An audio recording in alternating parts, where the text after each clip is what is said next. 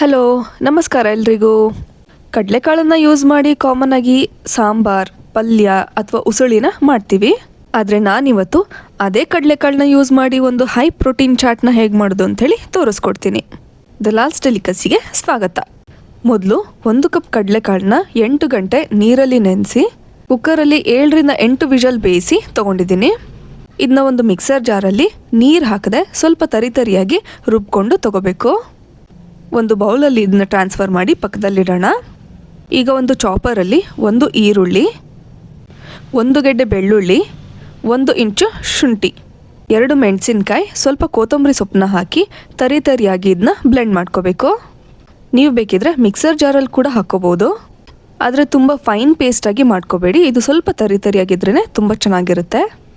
ಇದನ್ನು ಪುಡಿ ಮಾಡಿಟ್ಕೊಂಡಿರೋ ಕಡಲೆಕಾಳಿಗೆ ಹಾಕಿ ಇದ್ರ ಜೊತೆಗೆ ತುರಿದಿರೋಂಥ ಕ್ಯಾರೆಟ್, 1 ಸ್ಪೂನ್ ಕಡಲೆ ಹಿಟ್ಟು, ಅರ್ಧ ಸ್ಪೂನ್ ಉಪ್ಪು, 1 ಚಿಟಿಕೆ ಇಂಗು, ಜೀರಿಗೆ ಪುಡಿ, ಧನಿಯಾ ಪುಡಿ, ಸ್ವಲ್ಪ ಗರಂ ಮಸಾಲ, ಹಾಗೆ ಸ್ವಲ್ಪ ಬ್ಲ್ಯಾಕ್ ಸಾಲ್ಟ್ ಹಾಕಿ ಚೆನ್ನಾಗಿ ಮಿಕ್ಸ್ ಮಾಡ್ಕೋಬೇಕು.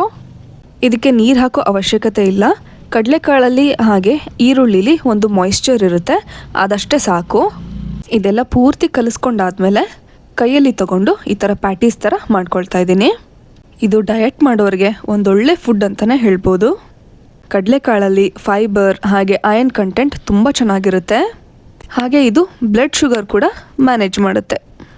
ನೋಡಿ, ಎಲ್ಲದನ್ನು ಈ ರೀತಿ ಮಾಡಿಕೊಂಡು ಒಂದು ತವಾ ಮೇಲೆ ಸ್ವಲ್ಪ ಎಣ್ಣೆ ಹಾಕಿ 2 ಸೈಡ್ ಇದನ್ನ ರೋಸ್ಟ್ ಮಾಡಬೇಕು.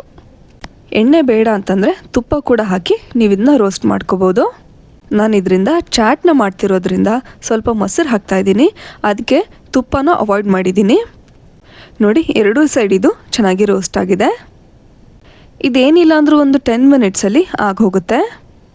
ಇದನ್ನು ಹೀಗೆ ತಿನ್ಬೋದು, ಇಲ್ಲದೆ ಹೋದರೆ ಪುದೀನ ಚಟ್ನಿ ಜೊತೆ, ಸಾಸ್ ಜೊತೆ, ಅಥವಾ ನಾನಿಲ್ಲಿ ತೋರಿಸ್ತಿರೋ ಥರ ಚಾಟ್ ರೀತಿ ಕೂಡ ಮಾಡಿ ತಿನ್ಬೋದು.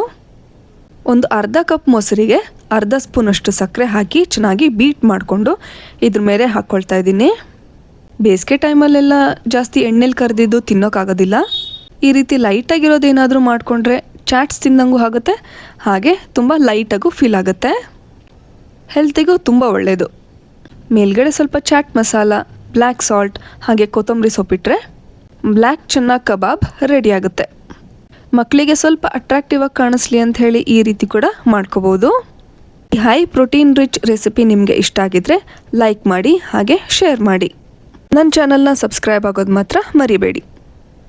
ಹಾಗೆ ನೀವು ಒಂದ್ಸತಿ ಮನೆಯಲ್ಲಿ ಟ್ರೈ ಮಾಡಿ ಹೇಗಾಗಿದೆ ಅಂತ ಹೇಳಿ ನನಗೆ ಕಮೆಂಟ್ ಸೆಕ್ಷನಲ್ಲಿ ತಿಳಿಸಿ. Thank you.